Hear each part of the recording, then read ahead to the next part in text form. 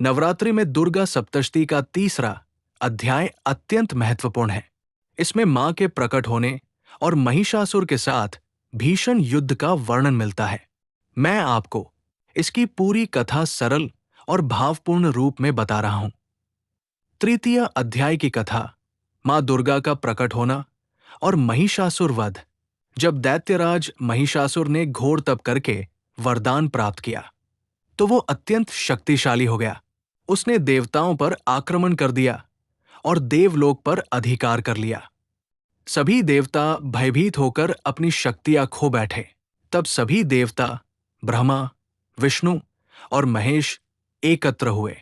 उनके क्रोध और तेज से एक दिव्य प्रकाश उत्पन्न हुआ।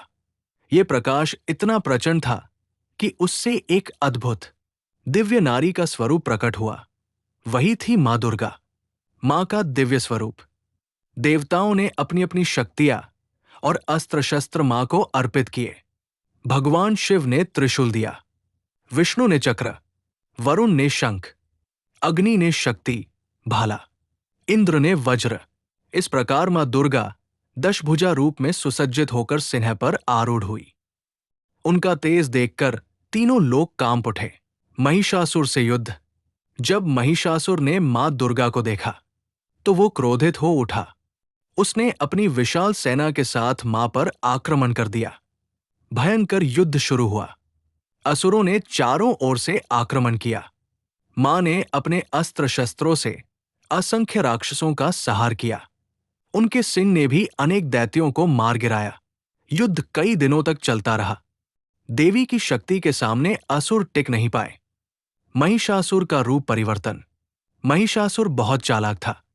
कभी वो भैंसे का रूप लेता, कभी सिंह बन जाता, कभी हाथी बनकर हमला करता, लेकिन मां हर रूप में उसका सामना करती रही।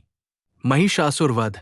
अंत में जब वो भैंसे के रूप में था, मां दुर्गा ने उसे अपने पांव से दबाया, त्रिशूल से वार किया और उसका सिर काट दिया।